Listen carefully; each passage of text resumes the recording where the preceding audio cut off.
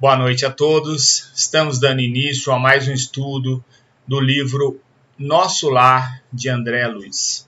Mas, como é de praxe dentro da casa, antes de iniciarmos, eu peço a colaboração de todos na prece em que nós iremos fazer. Mestre amigo, irmão maior, que a tua luz, que a tua paz, que teu amor se faça presente em nossos corações, Senhor, trazendo a paz, a harmonia, a tranquilidade, e que o estudo desta noite possa se transcorrer dentro dessa paz e dentro dessa harmonia. E é em teu nome, Senhor, em nome dos nossos irmãos espirituais, coordenadores e dirigentes desse trabalho, que nós pedimos a tua permissão para dar por iniciado a mais essa noite de estudo, que assim seja. Graças a Deus. Bem, irmãos, hoje nós vamos tratar dos capítulos 19 e 20 do livro Nosso Lar. O capítulo 19 é a jovem desencarnada e o capítulo 20, noções do lar. Eu quero mais uma vez ressaltar, que o livro Nosso Lar foi escrito por André Luiz.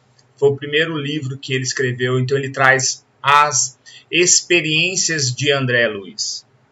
Hoje eu vi uma frase que explica o seguinte: André Luiz não explica o espiritismo, mas a doutrina espírita explica André Luiz.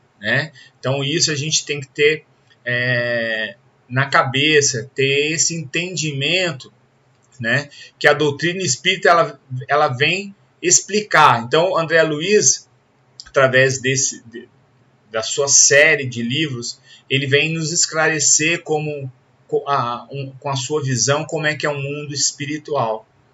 E a doutrina vem colaborar com a doutrina espírita, e a doutrina espírita vai mostrando os parâmetros, daquilo que André Luiz nos apresenta.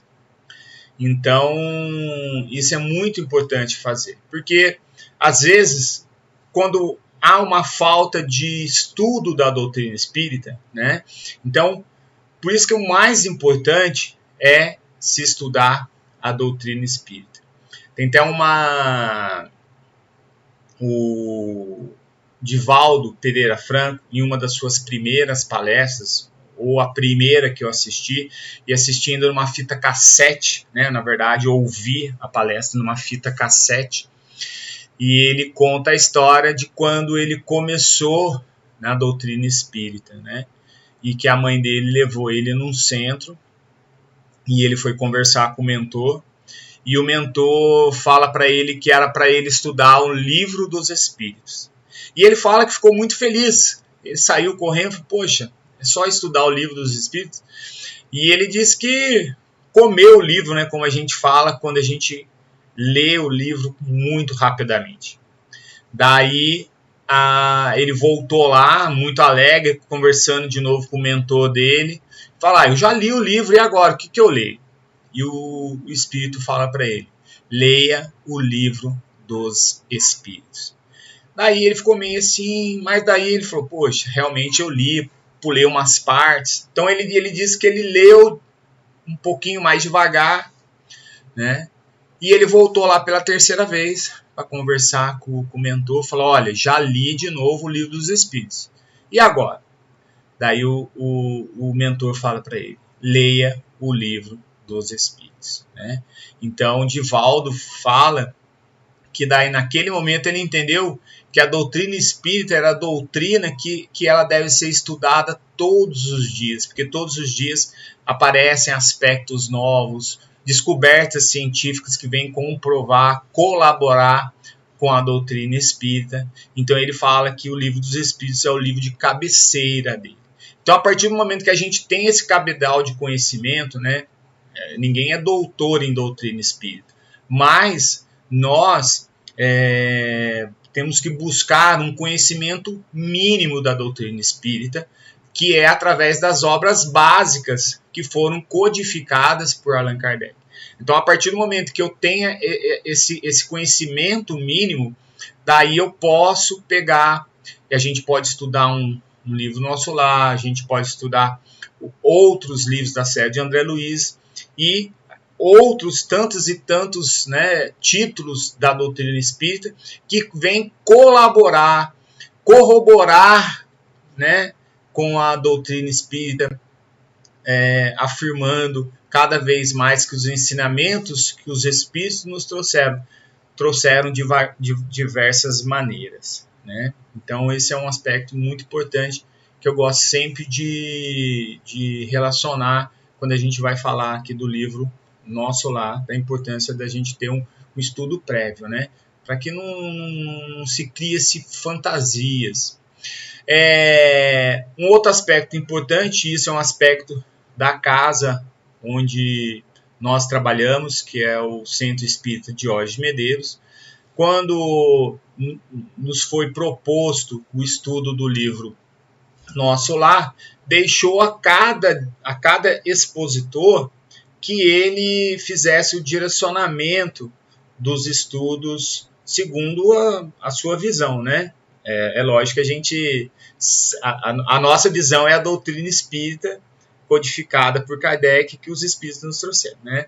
Na verdade, não foi colocado assim nenhuma regra, cada um, se a pessoa quiser ler o livro e ir explicando, se a pessoa quiser pegar alguns aspectos. Então, esse capítulo 19 e 20, então são 2 capítulos que dá para a gente trabalhar temas, muitos temas, né?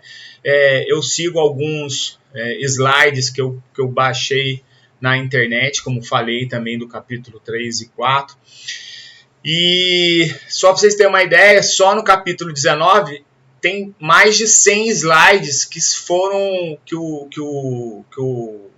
a pessoa que compilou esses slides, né, que a pessoa que fez um estudo mais aprofundado do capítulo 19, então ele trouxe 19, no capítulo 19 ele trouxe mais de 100 slides comentando o assunto. Então eu peguei alguns assuntos que eu achei mais importante tratar. Então a gente vê que como a doutrina espírita ela é rica, né? Então você pega um capítulo 19, que às vezes você lê lá, não vê muito significado ali nos problemas da Laura, do seu desencarne, né? Que é a jovem desencarnada, é a Laura.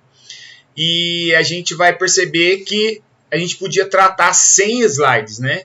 100 slides daria para fazer só no capítulo 19 umas 3, 4 palestras de 1 hora e ainda, de repente, ainda sobraria ainda slides mais para frente, né? Então a gente pegou um aspecto dentro das noções do lar, a gente vai tratar da questão da fundamentação do lar, né? A gente poderia trabalhar a questão da igualdade entre homens e mulheres, mas a gente resolveu tratar da função do lar, né? Então, dentro do capítulo 19, só resumindo o capítulo 19, ele conta a história do desencarne de Laura, né? E a Laura fala no capítulo que ela fica no umbral durante 15 dias, né? Então, na verdade, essa questão umbralina, né, que ela ficou no umbral durante 15 dias, a gente vai ver assim como, na verdade, ela passou, não lá no umbral, mas ela passou ali por uma perturbação ao desencarnar. Tema que a gente vai tratar na noite de hoje, né? Então vamos voltar, lembrar que no capítulo 3, o capítulo que eu trabalhei, né, na verdade no 2, o André Luiz ele fica 8 anos em zonas umbralinas, ou seja, ele fica 8 anos sofrendo o remorso, sofrendo ataques de irmãos espirituais. E ela ficou 15 dias, né? Então, mas a gente vai perceber no capítulo que ela volta, mas ela ainda passa ali naqueles primeiros momentos por uma perturbação ainda. Então ela tá lá, ela vai morar na casa da avó dela, né? Ela vai morar na casa da avó dela, né? Que é a Laura. E então ela era para ir para o hospital e ela foi diretamente para a casa da avó, que a avó se comprometeu a cuidar dela, porque os problemas dela eram problemas mais pessoais, né? Então a gente vai perceber também, é legal a gente fazer esse link lá com o capítulo 3, no capítulo 4, na verdade, quando fala do médico espiritual, né? Que André Luiz ficou 8 anos passando por uma perturbação moral. E quando ele desperta dessa perturbação moral, para onde que ele vai? Ele vai para um hospital, porque daí, quando ele toma consciência, ele lembra, né?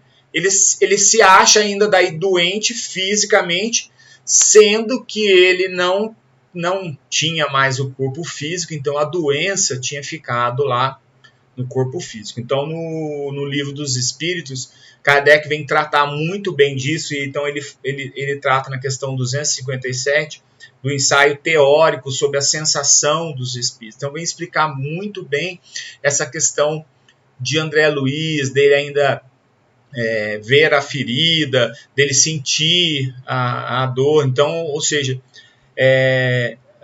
Kardec ele vem falar que essa dor não é uma dor moral, porque a dor moral era aquela dor em que ele sentia quando ele estava lá na zona umbralina. Quando ele volta, ele não é uma dor moral, mas ele tem ainda uma percepção, né? Uma sensação que não é mais localizada, mas por um condicionamento dele, ele ainda acha que ele está doente e ele ainda precisa de tratamentos para se curar, né, da doença que ele teve fisicamente, que há um reflexo no perispírito, mas a gente vai perceber que isso vai estar ligado com aspectos morais, porque se o espírito ele está desligado da matéria, independente da morte dele, ele vai ter esse desprendimento muito rapidamente e não vai ter sensações nenhumas.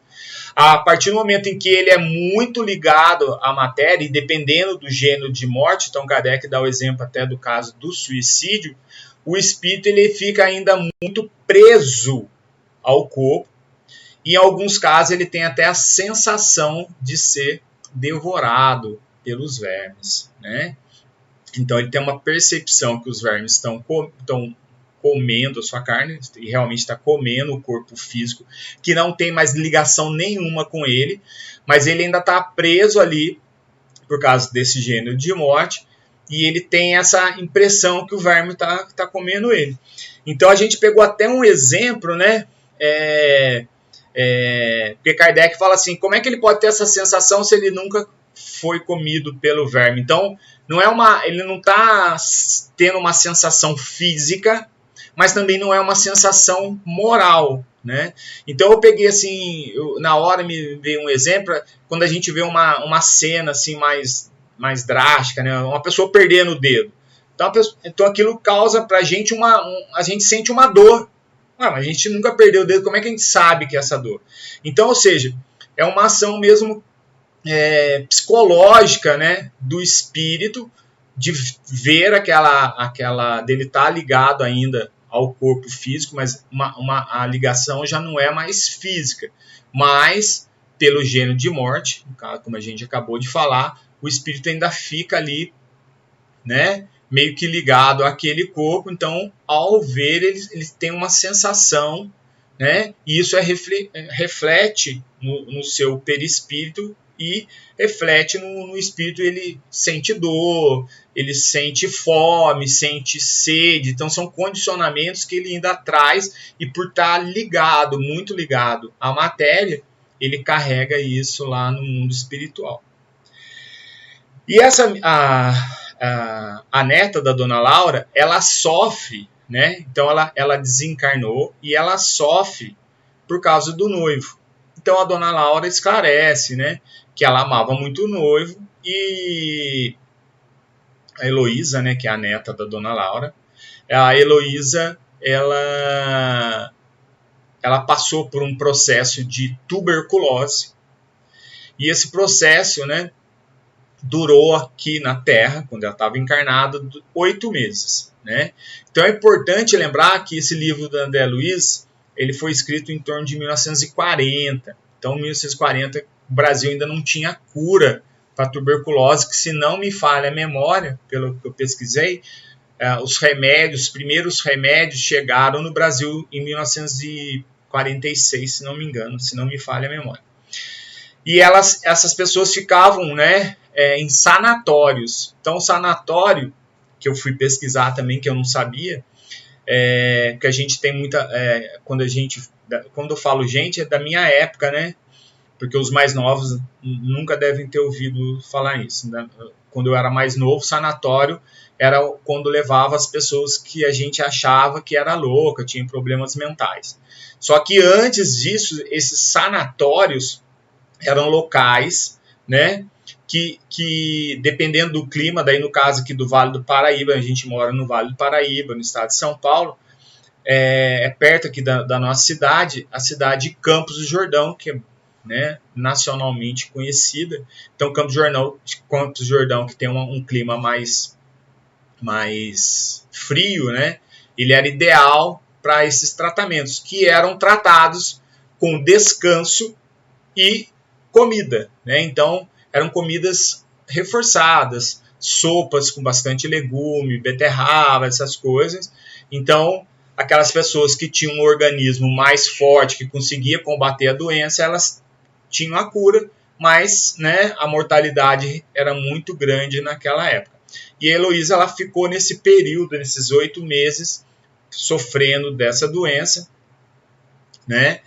E ela viu o noivo com quem ela ia se casar, meio que já começando, sabendo que ela ia morrer, já começou a se apaixonar por outra pessoa. Então, ela, ao desencarnar, ela continua perturbada, traz ainda esse aspecto nervosos dessa ligação, e ela ainda muito abatida, né?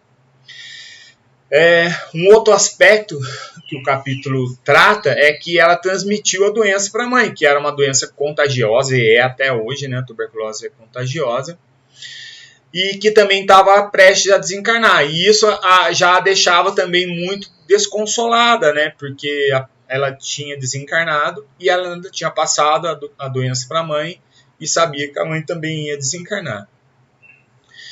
Mas o que mais a pegava, né, era o coração preso às teias do amor próprio, né? Porque ela se sentia no direito de amar e ser amada pelo noivo, e como ela desencarnou, ela achava que o noivo deveria esperá-la, como se fosse ali uma questão de espíritos, né? Em que há uma finalidade maior, né? No caso do noivo, era um humano, né? Era um espírito de terceira ordem como nós. Ela desencarnou, ele já continuou com a vida dele, encontrou outra pessoa e ia se casar com essa pessoa. E nesse capítulo também a avó, né? Ela vem falar que a Laura,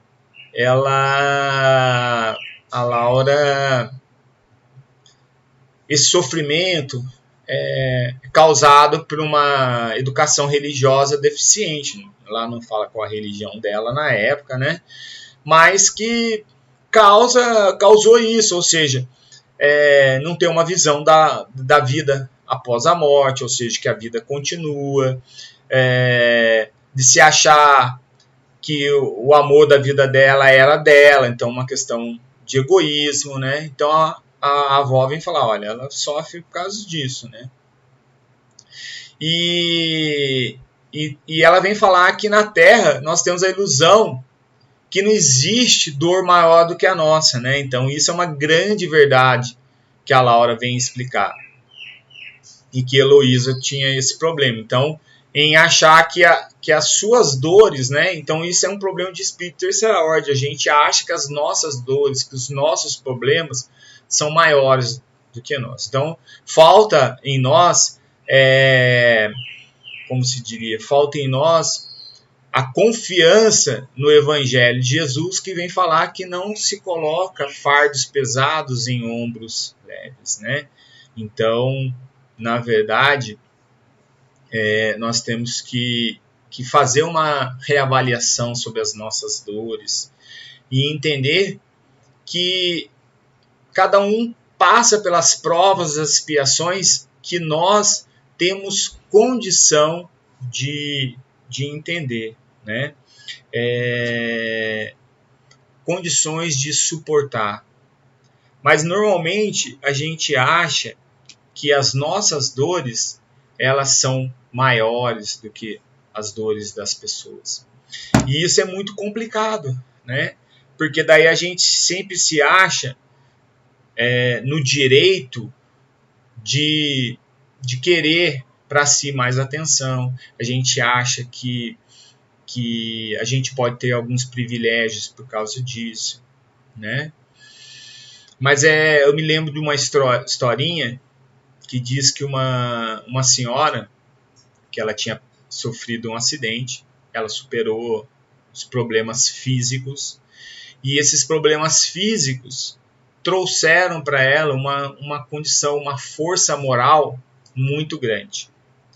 Então, dentro dessa força moral, ela se tornou uma pessoa religiosa, tal. Ela falou: eu quero passar a minha experiência para o outro. E ela foi trabalhar nos hospitais. E nos hospitais, ela chegava naquelas pessoas que estavam ali chorando, com suas dores, e ela ia consolar essas pessoas. E ela chega um dia, uma mulher em prantos, chorando muito, né? Em que ela tinha perdido um dedo. Tinha perdido um dedo no acidente, e aquilo para ela foi uma dor terrível, né? E aquela mulher foi consolando, né? Foi falando para ela, explicando que a gente vai se adaptar a tudo, tal. Quando aquela pessoa que tinha perdido o dedo, ela ficou mais calma, ela começa a perceber que a pessoa que estava falando com ela não tinha um braço. Ela meio que se assustou. Daí, no que ela se assustou, ou seja, ela firmou mais, né, a atenção na pessoa, ela percebeu que a pessoa não tinha 2 braços. Então, ou seja, uma pessoa que tinha perdido 2 braços no acidente estava consolando uma pessoa que tinha acabado de perder um dedo. E ela se achando a última pessoa, né, do mundo, né, que ela tinha perdido ali o dedo. E a Laura vem explicar para a Heloísa que o noivo, né, que ela tinha que compreender o noivo, e que o noivo ia ficar com uma pessoa que ela gostava muito. E isso seria importante, seria legal. Falou: já que você não pode dar o seu amor para o noivo, abra mão desse amor, que ele seja feliz. E que ele seja feliz, né? Que ele seja feliz com outra pessoa. Então a Laura vem explicar: olha, seu noivo é uma pessoa comum, é um espírito terceira ordem como nós, que tem os seus problemas, que tem suas virtudes, tem seus defeitos, mas ainda não havia entre eles, né, entre o noivo, aqueles vínculos espirituais em que uma pessoa: perdi minha noiva, mas agora eu vou seguir meu caminho sozinho. Não, ele precisava de uma companheira, queria uma companheira, então ele vai procurar isso, né? Então, que não tem nada de errado, né? Então, ela vem explicar: teu noivo é um homem comum. Ele ainda não está aberto ainda às belezas sublimes do amor. Então, você tem que ter essa compreensão, e vai ser muito importante para ele ter essa nova companheira, porque isso também vai auxiliá-lo no desenvolvimento, né, da sua caminhada terrestre. Então vamos tratar agora da questão do desencarne, né, Porque a gente falou lá que a Heloísa desencarna e ela passa por esse momento de perturbação lá, que a gente fala que ela ficou 15 dias no umbral. Então ela passa por esse momento de perturbação, que ela ainda não está legal, que ela não consegue nem se alimentar junto com as outras pessoas, né? Então, por quê? Porque ela não está ainda bem consigo mesma. Então ela está quieta, está triste, está perdida ainda em seus pensamentos, nas suas dores, né? Nos seus dissabores. Então ela está passando por esse momento ainda ela ainda não despertou lá no mundo espiritual. Então entre a questão 149 e 153, a alma após a morte. Então a alma após a morte, a alma volta ao mundo espiritual conservando plenamente a sua individualidade. A sua individualidade é comprovada pelo seu perispírito, que guarda a aparência da última encarnação e que é, como já sabemos, o santuário da memória, né? Então, esses dois itens vêm falar o seguinte, que ao desencarnarmos, nós continuamos conservando a nossa individualidade. E essa individualidade, ela se dá pelo nosso perispírito, né? Que é ligado ao nosso espírito. E ela vem falar, olha, até pelo próprio condicionamento, quando nós desencarnamos, nós conservamos, né, a aparência da nossa última encarnação. Kardec vem explicar também, né, os espíritos vêm explicar no livro dos Espíritos, que dependendo do grau de evolução do espírito, o espírito ele pode ter uma compreensão maior do que ele foi em outras vidas e até do futuro. Então isso vai estar ligado ao grau de conhecimento do espírito. Grau, né, se é um espírito mais superior ou um espírito ali mais terceira ordem igual a gente. Então, ou seja, o indivíduo ele vai desencarnar, ele vai manter a sua aparência da última encarnação. Já um espírito superior, ele tem amplia-se o seu inconsciente e ele consegue perceber algumas encarnações passadas, né? E até por causa dessa própria evolução desse espírito, ele consegue ter uma compreensão maior de tudo ali que está acontecendo. Nós, espíritos de terceira ordem, nós vamos desencarnar, vamos ficar com a mesma aparência da última encarnação, porque é aquela aparência que está mais ligada ao nosso, né, condicionamento. Vamos lá, peraí, não foi aqui. Então, a gente falou do perispírito, o corpo espiritual, né? O homem é formado assim por 3 partes essenciais. O corpo, ou ser material, análogo dos animais e animado pelo princípio vital. A alma espírito encarnado, no qual o corpo é a habitação. E o princípio intermediário, ou perispírito, substância sem material. Então aqui tem um exemplo, né? Um corpo, o perispírito. Gente, o espírito não tem forma. A gente põe um desenho, uma coisa, porque nós, como espírito de terceira ordem, gostamos de ver as coisas, né? Mas o espírito não tem forma. Então, aqui os espíritos falam... perdão, gente. Os espíritos falam para Kardec que, né, o espírito é uma flama, uma luz, mas não no sentido material, porque um espírito superior ele pode até ser, mas é porque ele tem essa ligação com o perispírito, né? Então, há ligações magnéticas entre o perispírito ligações, né, fluídicas entre o perispírito e o corpo físico e ligações magnéticas entre o perispírito e o espírito. Então a alma transporta consigo registradas ao perispírito todas as suas realizações, atos, pensamentos, enfim, todas as conquistas que obteve através da sua última encarnação, deixando no mundo físico o corpo carnal e tudo que ele se relaciona e pertence ao plano transitório da matéria, né? Então todas as nossas experiências, todos, né, estão ligados ao nosso inconsciente, estão ligados ao nosso perispírito. E daí a gente teria que fazer um estudo mais aprofundado do perispírito para a gente ter esse entendimento aonde fica realmente registrado no perispírito, né,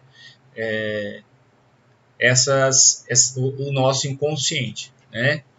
Então, mas tem um estudo da casa que fala sobre o perispírito, é só procurar aí no site do Diógenes Medeiros que vocês vão encontrar essa explicação mais detalhada. Então, ele vem falar aqui que deixando o corpo físico, ali só está a matéria. Então, o espírito, né, com o seu perispírito, vai estar lá no mundo espiritual. Daí, a separação no momento da morte é tanto mais penosa, ela é tanto mais penosa para o espírito quanto maior tiver sido seu apego à matéria. E ao contrário, será tanto mais suave quanto maior tiver sido seu desprendimento das coisas materiais. Kardec fala que feliz é aquele que tem uma vida tranquila, sem apegos materiais, sem apetites excêntricos, né? Então, por quê? Porque daí quando ele desencarna, ele tem a compreensão de que ali ficou o corpo e que ele cuidou do seu espírito, né? Eu sempre, quando estou nas minhas palestras físicas, né? Então agora a gente está aqui numa palestra online, mas também o exemplo é válido, né? E em que eu sempre cito isso. É difícil, a gente esquece a gente esquece que nós somos espíritos, almas imortais, né? A gente esquece disso. E eu sempre brinco que a gente só lembra que a gente é espírito no dia das palestras lá no Centro Espírita, né? No Diógenes Medeiros, a palestra segunda e quinta-feira, que são palestras públicas, né? Então a gente, quando está preparando as nossas palestras, a gente lembra que nós somos espíritos. Mas a gente tem essa falha, a gente não lembra que a gente é espírito. Então, por a gente não lembrar que a gente é espírito, a gente vive uma vida material que, na verdade, é uma vida que, quando a gente desencarna, acaba. Fica aí, né? O que a gente leva dessa vida? Nós só levamos as nossas conquistas, só levamos os nossos aprendizados, os nossos erros, mas também as nossas virtudes. Então a gente fala que o viver é estar todos os dias montando a nossa mala para o nosso desencarne. Então, o que a gente vai levar na nossa bagagem? Quais são as virtudes novas da nossa reconstrução como um homem novo nós estamos realmente buscando realizar? Será que a gente está querendo lá deixar o homem velho, o homem das outras encarnações, das outras experiências, que através das novas provas, através das expiações, a gente vai evoluindo? Será que a gente tem essa preocupação?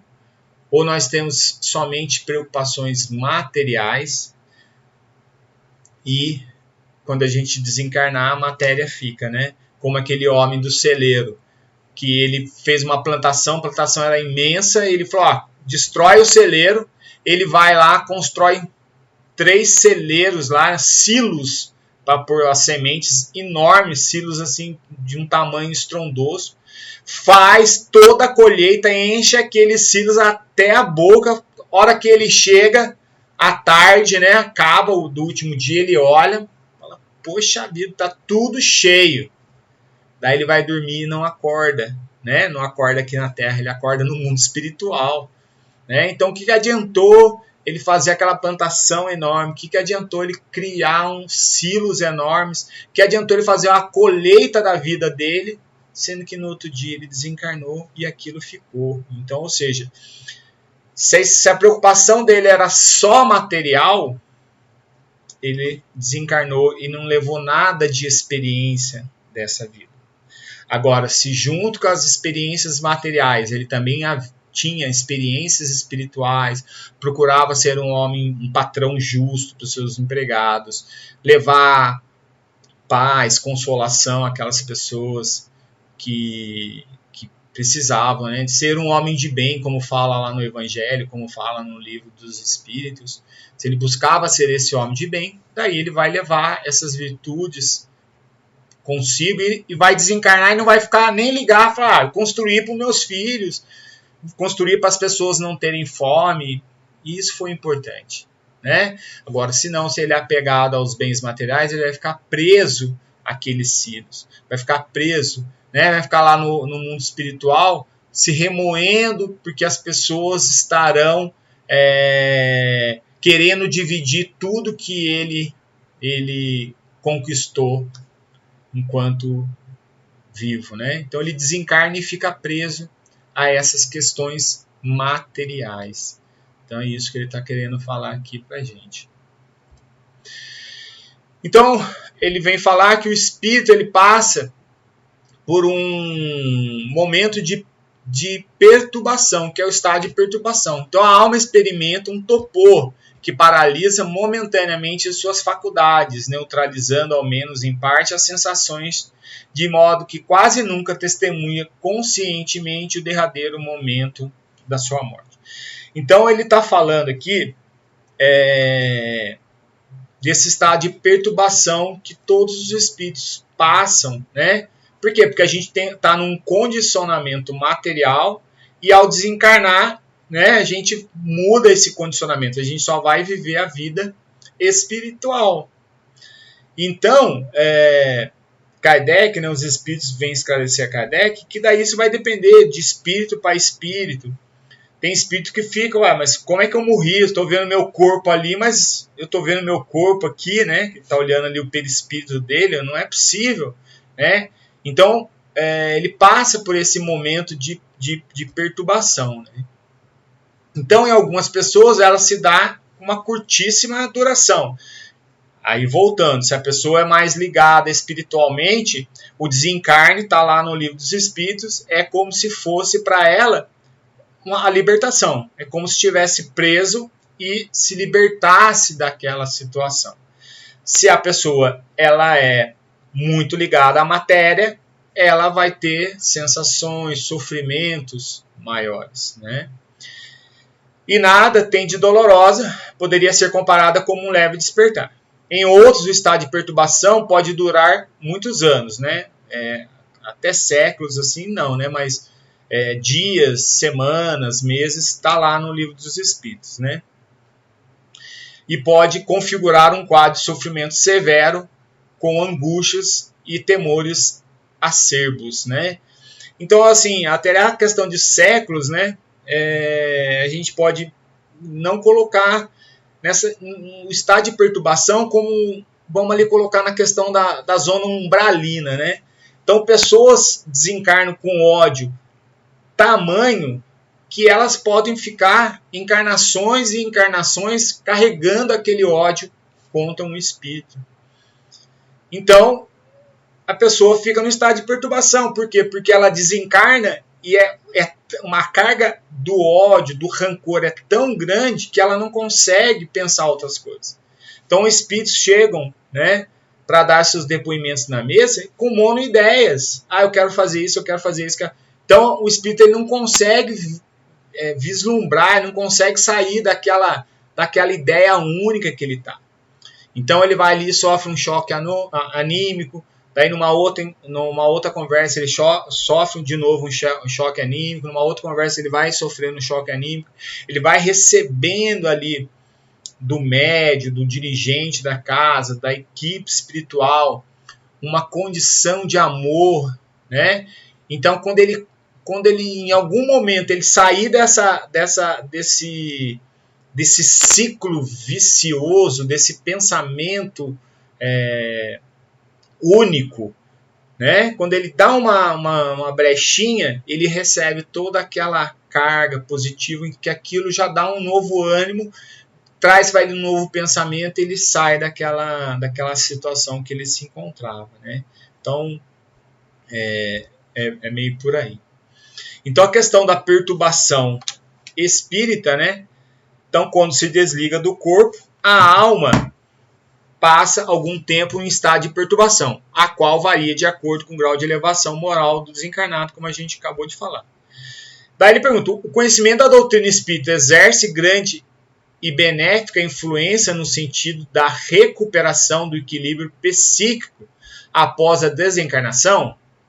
Porém, a prática do bem e uma consciência pura são os fatores mais decisivos para a obtenção de um despertar pacífico e sereno na pátria espiritual.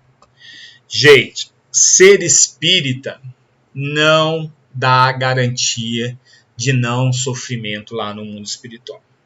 Vai trazer alguns conhecimentos para a gente que vai nos ajudar bastante, né? A gente brinca, né, como expositor, que não adianta, né? Que a gente vai chegar lá com o crachazinho lá, ó, Diógenes Medeiros, fui expositor lá no Diógenes Medeiros, e São Pedro vai deixar a gente ir para o paraíso. Não vai, né? Então, os nossos acertos, os nossos erros, esses sim, que são importantes para o nosso desenvolvimento moral, para o nosso desenvolvimento intelectual, né? E esse desenvolvimento moral e esse desenvolvimento moral, né, é que vai nos auxiliar ao nosso desencarne. Buscarmos ser homens de bem. Por isso que Kardec fala: conheceis o verdadeiro espírita pelo esforço que ele faz para se melhorar a cada dia. Então, o verdadeiro espírita não é aquele que é estudioso, né? Não, é aquele que procura se melhorar a cada dia. Então, ele tem o objetivo buscar a perfeição, mesmo no passinho de formiguinha, né?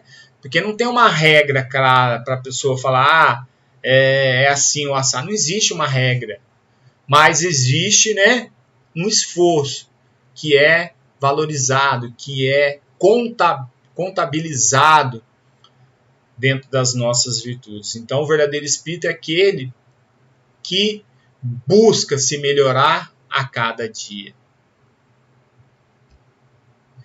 Então, em regra, a alma necessita sempre de algum tempo para readquirir o conhecimento de si mesma, voltando-lhe gradativamente à lucidez das ideias e à memória do passado, à proporção que se desvanece a influência da matéria que abandonou.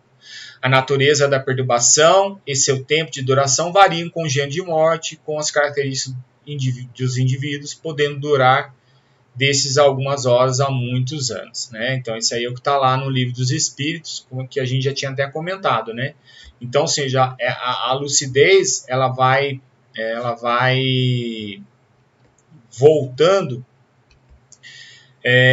gradativamente, e ela vai depender de espírito para espírito. Então, aquela pessoa que tem um desprendimento material muito grande, ao passar para o mundo espiritual, o sofrimento esse período de perturbação é mínimo, né? A gente até falou da questão da Laura, né? Que era a avó, da Heloísa, a filha, e da mãe. A gente vê que a mãe, por exemplo, pelo que a avó fala, já tinha um conhecimento maior. Então, de repente, a mãe, ao desencarnar, não passaria pelos sofrimentos morais que a Heloísa estava passando, né? Porque a Heloísa ainda trazia aspectos ligados à matéria, como amor próprio, como o egoísmo. Então, já a mãe talvez não passasse por isso, né?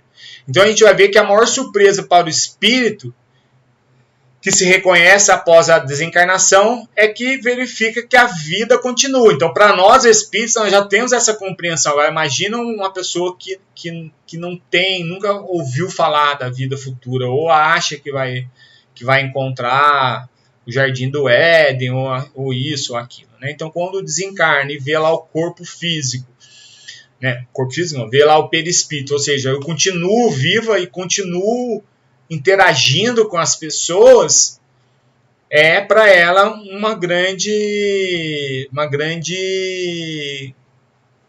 choque, né?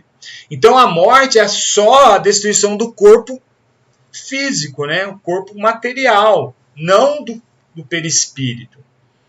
Então, que juntamente com a alma se separa do corpo quando essa cessa a vida orgânica, né? Só que o que acontece? Muitas das vezes nós temos medo da morte, né? Então, temos medo da morte por acreditar, né? Não no caso espírita, a gente está colocando aqui, né, no modo geral, né? Por achar que a vida não continua, então, não vou viver mais. A pessoa tem medo da morte porque acha que vai doer, então a gente acabou de estudar aí que não dói, a morte não dói, então é lógico, ela pode ser um pouco mais penosa se nós estamos muito ligados à matéria. Mas há casos em que é como deitar na cama, fechar os olhos e dormir, né? Então todos os dias a gente desencarna, né? O medo de não saber, então, o doutrina espírita vem nos esclarecer. Então esse medo, né? O espírita não tem. O medo de sofrer, então a gente vai ver se, dependendo da nossa ligação material, nós vamos sofrer ou não, né? E o medo de perder afetos e bens materiais, que é o caso da Heloísa, né? Que desencarnou, mas carregou ainda consigo a dor por deixar o marido, né? Na verdade, o futuro marido aqui na Terra. Então é possível que os espíritas possam sofrer a perturbação depois da morte, né? Daí tem uma passagem de Emmanuel que fala que o espírita cristão não se considere a seu título de aprendiz de Jesus como um simples rótulo. Ponderando a exortação evangélica, muito se pedirá de quem muito recebeu, né? Então, ou seja, nós estamos fazendo a nossa parte. Então, a partir do momento que nós estamos fazendo a nossa parte, então a gente pode ficar tranquilo quanto, né, a essas questões espirituais. Agora, o ser espírita não traz para nós nenhuma vantagem, porque a quem muito é dado, muito será cobrado. Então, ou seja, a gente pode ter um outro patamar em que a nossa uma consciência maior que nós temos uma responsabilidade muito maior, né? Então amplia a nossa responsabilidade. Então no capítulo 20, noções de lá e de volta, né? De volta à sala de estar, André deseja mais informações sobre a organização doméstica de nosso lar. Então André Luiz, ele faz a pergunta, né, para a dona Laura, como é que é essa questão do lar, né? E ela vem falar que o lar é esquematizado como um conceito matemático, né, entre o homem e a mulher, que nós, como se fossem duas retas, né, em que a união dos dois, então aqui são duas retas, né? O homem, aqui no caso horizontal, que é espitrazada, a mulher, né, na vertical, que é um espírito mais superior, né? Mas, na verdade, o conceito, o entendimento que tem que trazer é que haja um equilíbrio entre homem e mulher, e que esse equilíbrio, né, vai trazer aqui uma reta aqui no meio, ou seja, o homem cedendo, a mulher cedendo, os dois em comum acordo dentro, né, de uma doação para que o lar possa ser, como Emmanuel fala, esse candinho das almas endividadas, né? Esse lugar onde as almas que precisam de reajuste, que precisam encontrar o perdão entre si, precisam reparar erros do passado. Elas se encontram no lar e que o lar seja essa oportunidade para que esses espíritos possam evoluir. Então o lar é para o conceito mais acoplados, profundos conceitos morais. O lar é como se for um ângulo reto nas linhas do plano da evolução divina. A reta vertical é o sentido feminino, envolvido nas inspirações criadoras da vida. E a reta horizontal é o sentido masculino, em marcha de realizações no campo do progresso comum. O lar é o segredo vértice, onde o homem e a mulher se encontram para o entendimento indispensável. É a instituição essencial divina que se deve viver dentro das suas portas com todo o coração e com toda a sua alma. Então, lar não é casa, né? Casa é um lugar onde se mora. O lar é o que se constrói juntos, né? Amar é viver em família. Então, o lar é, como eu acabei de falar, esse candinho, onde essas almas, né, endividadas, almas que trazem dívidas no passado, se reencontram para se recuperar. Ninguém põe fardos pesados em ombros leves. Então, todos nós temos essa condição, essa capacidade de reparar os nossos erros. E o lar é essa melhor oportunidade que nós temos. Então, lá na questão 774, há pessoas que, do fato de os animais, ao cabo de certo tempo, abandonarem suas crias, deduzem não serem os laços de família entre os homens mais do que o resultado dos costumes sociais, e não efeito de uma lei da natureza. O que deve pensar a esse respeito? Daí respondeu os espíritos. Os laços sociais são necessários ao progresso, e os de famílias mais apertados tornam os primeiros. Eis porque os segundos constituem uma lei da natureza. Quis Deus que, por essa forma, os homens aprendessem a amar-se como irmãos. Diverso dos animais é o destino do homem. Por que então quererem identificá-lo com estes? Há no homem alguma coisa mais além da necessidade física. Há a necessidade de progredir, né? Então a resposta dos espíritos ela é fantástica, né? Então ela vem falar que viver em sociedade é uma necessidade para que o espírito possa progredir. Ninguém progride sozinho. O ermitão ele vai morar lá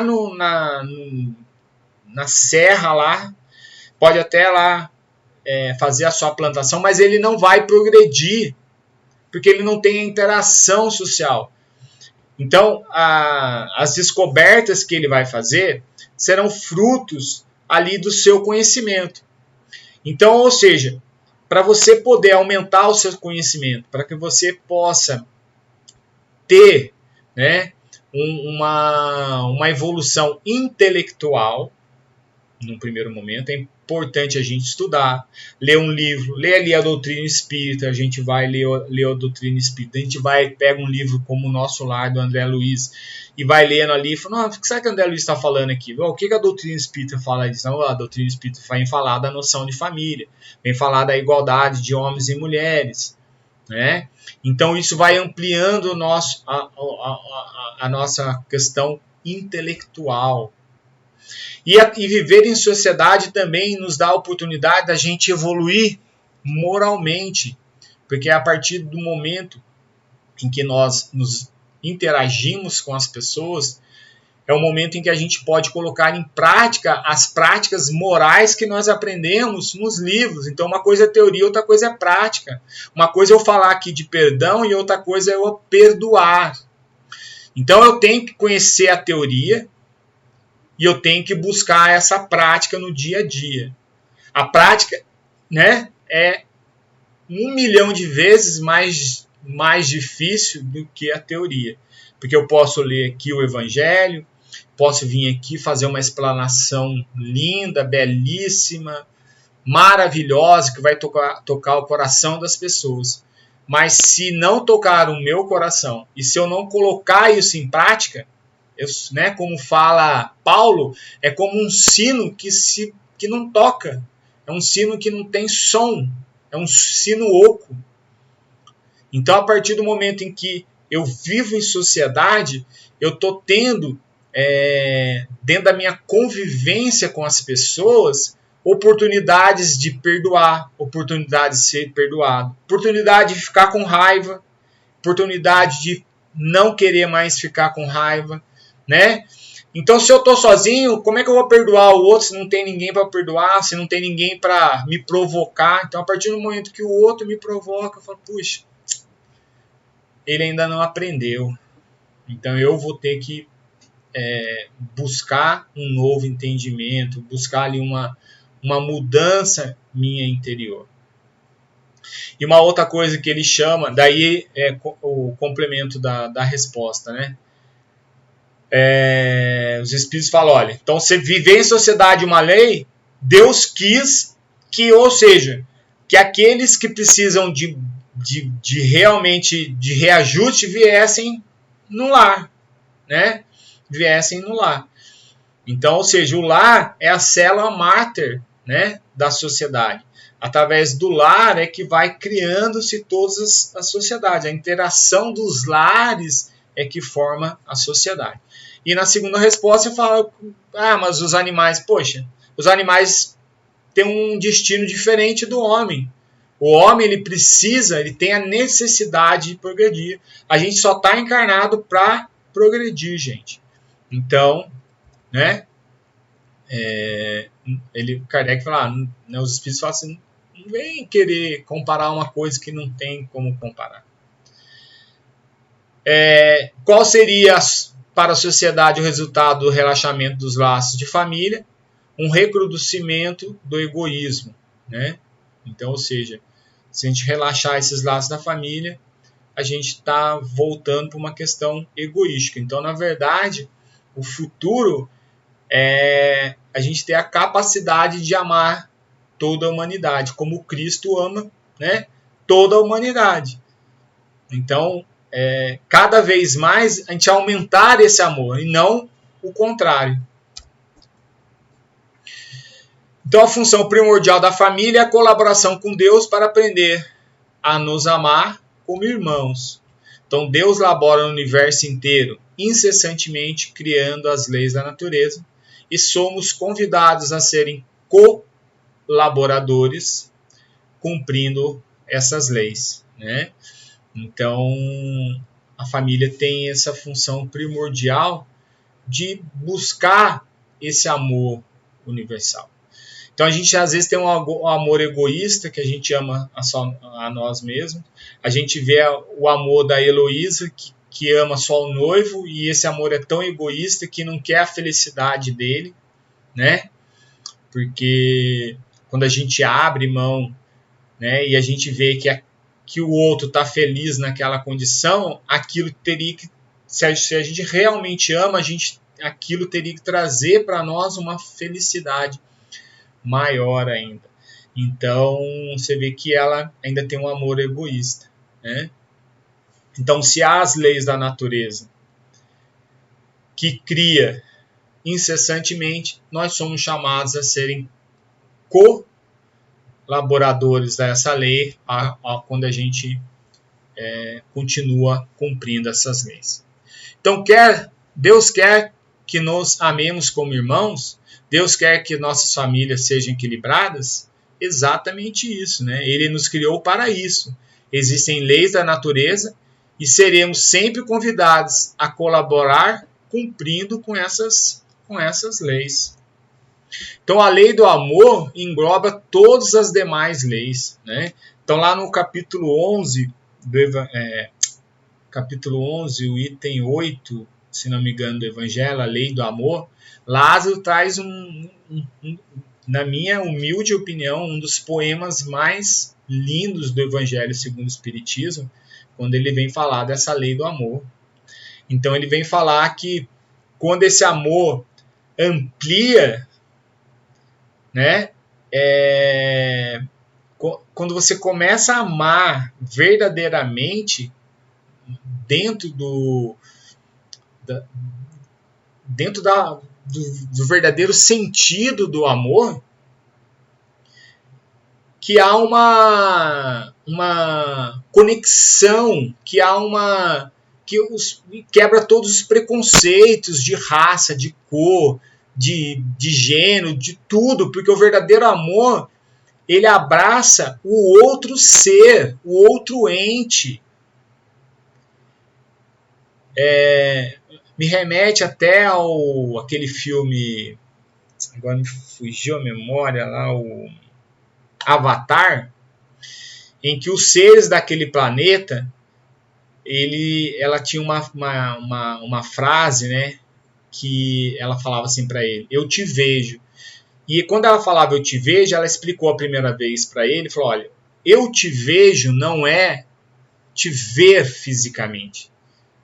Eu te vejo é eu conhecer quem é você por dentro. Então, quando eu abraço o ser físico, né, a matéria, mas o meu sentimento é do meu interior para o interior do outro. Então, o Lázaro ele vem falar disso, que quando você consegue amar, ter esse verdadeiro amor, é como se nós pudéssemos, né, ter esse abraçar o ente, o outro, mas não abraçar fisicamente, mas aquele abraço que realmente contagia, né? Então a gente é convidado a praticar colaborando com Deus na harmonia do universo.